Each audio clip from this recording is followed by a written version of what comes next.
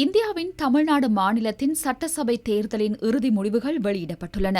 நடிகர் விஜய் தலைமையிலான தமிழக வெற்றிக் கழகம் 108 ஆசனங்களை வெற்றி கொண்டு அதிகப்படியான ஆசனங்களை கைப்பற்றிய கட்சியாக மாறியுள்ளதாக இந்திய தேர்தல்கள் ஆணைக்குழு உத்தியோகபூர்வமாக அறிவித்துள்ளது. முன்னாள் முதலமைச்சர் கே ஸ்டாலின் தலைமையிலான திராவிட முன்னேற்றக் கழகம் 59 ஆசனங்களையும், எடப்பாடி பழனிசாமி தலைமையிலான அண்ணா திராவிட முன்னேற்றக் கழகம் 47 ஆசனங்களையும் பெற்றுள்ளதாக சுட்டிக்காட்டப்பட்டுள்ளது.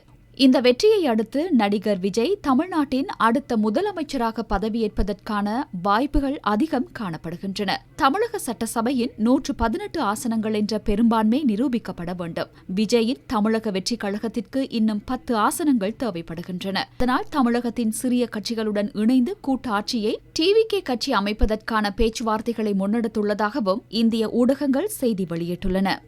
இலங்கை தமிழரசு கட்சி தமிழ் மக்களுடைய இலங்கையிலே உள்ள பிரதான கட்சி என்றதின் அடிப்படையிலே வரலாற்று சாதனை படைத்த தமிழக வெற்றி கழகத்தினுடைய தலைவர் தளபதி விஜய் அவர்களுக்கு என்னுடைய வாழ்த்துக்களை முதலாவது இந்த பாராளுமன்றத்தில் நான் தெரிவித்துக் கொள்கின்றேன். தமிழக சட்டசபை தேர்தலிலே தமிழக வெற்றி கழகம் சார்பாக போட்டியிட்டு வெற்றி பெற்றிருக்கிற அக்கட்சியினுடைய தலைவர் ஜோசப் விஜய் அவர்களுக்கு இந்திய வம்சாவளி மக்கள் சார்பாக வாழ்த்துக்களை தெரிவித்துக் கொள்கின்றேன்.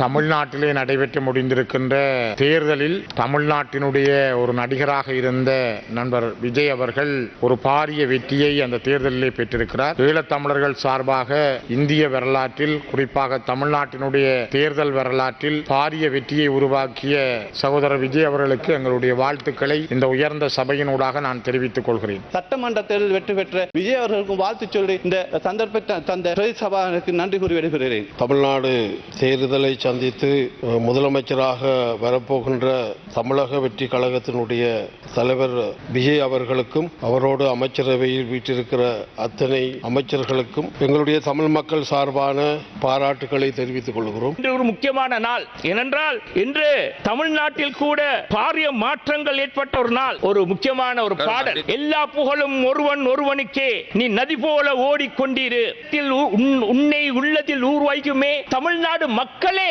உன்னை உள்ளத்தில் வைத்து இன்று தமிழ்நாட்டில் இளைய தளபதி விஜய் அவர்களை ஒரு சீஃப் மினிஸ்டராக, தனது தளபதியாக அவர்கள் நியமித்திருக்கின்றார்கள். எங்களுடைய ஸ்ரீலங்கா முஸ்லிம் காங்கிரஸ் உடைய பாராளுமன்ற உறுப்பினர்களுடைய ஒவ்வொருவருடைய வாழ்த்துக்களை இளைய தளபதி விஜய் அவர்களுக்கு தெரிவித்துக் கொண்டு என்னுடைய பேச்சை முடித்துக் கொள்கிறேன். நன்றி.